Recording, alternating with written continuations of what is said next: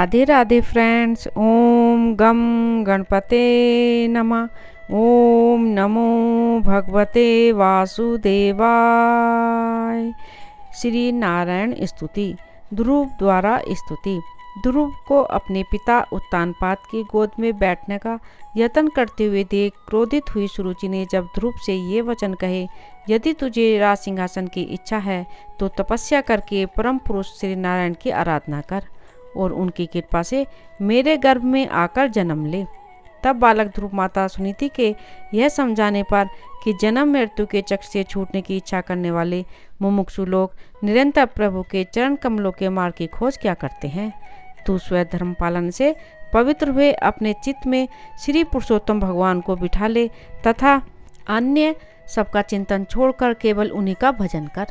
ध्रुव प्रभु प्राप्ति के लिए घर से निकल पड़ते हैं। रास्ते में देव ऋषि नारद के मिलने पर वे उनसे प्रभु की प्राप्ति कैसे हो, प्रभु का ध्यान कैसे करूं, इस प्रकार के प्रश्न पूछते हुए नारद जी पहले तो उनकी प्रभु भक्ति के प्रति दृढ़ता, तत्परता एवं परिपक्वता की परीक्षा लेते हैं। तदुपरांत दया के सागर सर्वाधार भगवान श्री कृष्ण के सलोने सामले स्वरूप का वर्णन कर द्वादशाक्षर मंत्र ओम नमो भगवते वासुदेवाय का जप करने के लिए कहते हैं। बालक ध्रुव नारद जी के उपदेशानुसार अपनी इंद्रियों को विषय से हटाकर एवं प्राणों को रोककर एकाग्रचित वैन्य बुद्धि से विश्वात्मा श्री हरि के ध्यान में डूब जाते हैं। परंतु जिस समय उन्होंने महद आदि संपूर्ण तत्वों के आधार तथा प्रकृति और पुरुष के भी अधीश्वर परम ब्रह्म की धारणा की, उस समय तीनों लोग उनके तेज को न सह सकने के कारण कांप उठे। तीव्र योगाभ्यास से एकाग्र हुई बुद्धि के द्वारा भगवान की बिजली के समान दे दिव्यमान जिस मूर्ति का वे अपने हृदय कमल में ध्यान कर रहे थे वह सहसा विलीन हो गई। इससे घबराकर उन्होंने ज्यों ही नेत्र खोले कि भगवान के उसी रूप को बाहर अपने सामने खड़ा पाया। प्रभु के दर्शन पाकर बालक ध्रुव को कुतूहल हुआ। वे प्रेम में अधीर हो गए। उन्होंने पृथ्वी पर दंड के समान लौटकर उन्हें प्रणाम किया। फिर वे इस प्रकार प्रेम भरी दृष्टि से उनकी ओर देखने लगे मानो नेत्रों से उन्हें पी जाएंगे, मुख से चूम लेंगे और भुजाओं में कस लेंगे। वे हाथ जोड़े प्रभु के सामने खड़े थे और उनकी स्तुति करना चाहते थे, परंतु स्तुति किस प्रकार करें यह नहीं जानते थे। सर्वांतर्यामी हरि उनके मन की बात जान गए। उन्होंने कृपा पूर्वक अपने वेदमय शंख को उनके गाल से छू दिया। शंख का स्पर्श होते ही ध्रुव को वेदमय दिव्यवाणी प्राप्त हो गई और जीव तथा ब्रह्म के स्वरूप का भी निश्चय हो गया। वे अत्यंत भक्ति भाव से धैर्य पूर्वक विश्वविख्यात कीर्तिमान श्री हरि की स्तुति करने लगे। प्रभु, आप सर्वशक्ति संपन्न हैं। आप ही मेरे अंतःकरण में प्रवेश कर अपने तेज से मेरी इस सोई हुई वाणी को सजीव करते हैं तथा हाथ, पैर, कान और त्वचा आदि अनन्य इंद्रियों एवं प्राणों को भी चेतनता देते हैं। मैं आप अंतर्यामी भगवान को प्रणाम करता हूँ।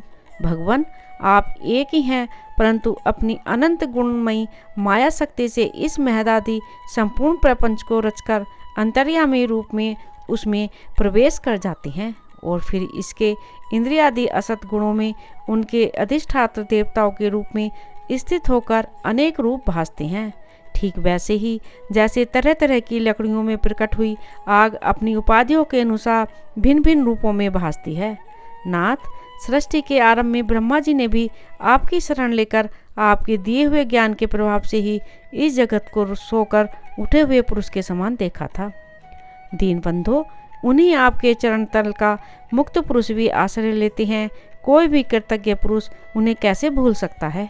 प्रभु, इन सब तुल्य शरीरों के द्वारा भोगा जाने वाला इंद्रिय और विषयों के संसर्ग में से उत्पन्न सुख तो मनुष्य को नरक में भी मिल सकता है। जो लोग इस विषय सुख के लिए लालायित रहते हैं और जो जन्म मरण के बंधन से छुड़ा देने वाले कल्पतरु स्वरूप आपकी उपासना भगवत प्राप्ति के सिवाय किसी अन्य उद्देश्य से करते हैं, उनकी बुद्धि अवश्य ही आपकी माया के द्वारा ठगी गई है। नाथ, आपके चरण कमलों का ध्यान करने से और आपके भक्तों के पवित्र चरित्र सुनने से प्राणियों को जो आनंद प्राप्त होता है वह निज आनंद स्वरूप ब्रह्म में भी नहीं मिल सकता। फिर जिन्हें काल की तलवार काट डालती है, उन स्वर्गीय विमानों से गिरने वाले पुरुषों को तो वह सुख मिल ही कैसे सकता है। अनंत परमात्मन, मुझे तो आप उन विशुद्ध हृदय महात्मा भक्तों का संग दीजिए, जिनका आप में अविच्छिन्न भक्ति भाव है। उनके संग में मैं आपके गुणों और लीलाओं की कथा सुधा को पी पी कर उन्मत्त हो जाऊंगा और सहज ही इस अनेक प्रकार के दुखों से पूर्ण होकर भयंकर संसार सागर के उस पार पहुंच जाऊंगा। कमलनाभ प्रभु, जिनका चित्त आपके चरणमय की सुगंध से लुभाया हुआ है, उन महानुभावों को जो लोग संग करते हैं, वे अपने इस अत्यंत प्रिय शरीर और इसके संबंधी पुत्र मित्र ग्रह और स्त्री आदि की सुध भी नहीं लेते। अजन्मा परमेश्वर, मैं तो पशु वृक्ष पर्वत पक्षी सरीसृप देवता दैत्य और मनुष्य आदि से परिपूर्ण तथा महदादि अनेकों कारणों से संपादित आपके इस सदात्मक स्थूल विश्व रूप को ही जानता हूँ। इससे परे जो आपका परम स्वरूप है, जिसमें वाणी की गति नहीं है, उसका मुझे पता नहीं है। भगवान, कल्प का अंत होने पर योग निद्रा में स्थित जो परम पुरुष इस संपूर्ण विश्व का अपने उदर में लीन करके शेष जी के साथ उन्हीं की गोद में शयन करते हैं तथा जिनके नाभि समुद्र से प्रकट हुए सर्वलोक में सुवर्ण वर्ण कमल से परम तेजो में ब्रह्मा जी उत्पन्न हुए हैं, वे भगवान आप ही हैं। मैं आपको प्रणाम करता हूँ।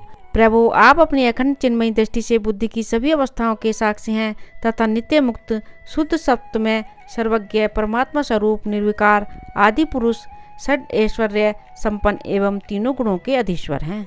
आप जीव से सर्वथा भिन्न हैं तथा संसार की स्थिति के लिए यज्ञ अधिष्ठाता विष्णु रूप से विराजमान हैं। आपसे ही विद्या अविद्या आदि विरुद्ध गतियों वाले अनेकों शक्तियाँ धारावाहिक रूप से निरंतर प्रकट होती रहती हैं। आप जगत के कारण अखंड अनादि अनंत आनंदमय निर्विकार ब्रह्म स्वरूप हैं। मैं आपकी शरण हूँ। भगवान, आप परमानंद मूर्ति हैं।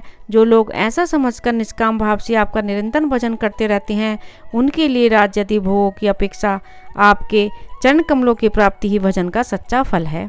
स्वामिन, यद्यपि बात ऐसी है तो भी जैसे गौ अपने तुरंत के जन्मे हुए बछड़ों को दूध पिलाती है और व्याघ्र आदि से बचाती रहती है, उसी प्रकार आप भी भक्तों पर कृपा करने के लिए निरंतर विकल रहने के कारण हम जैसे सकाम जीवों की भी कामना पूर्ण करके उनकी संसार भय से रक्षा करते रहते हैं। राधे राधे। ओम नमो भगवते वासुदेवाय। मेरे इस चैनल को ज़्यादा से ज़्यादा सब्सक्राइब करें, लाइक करें और शेयर करें।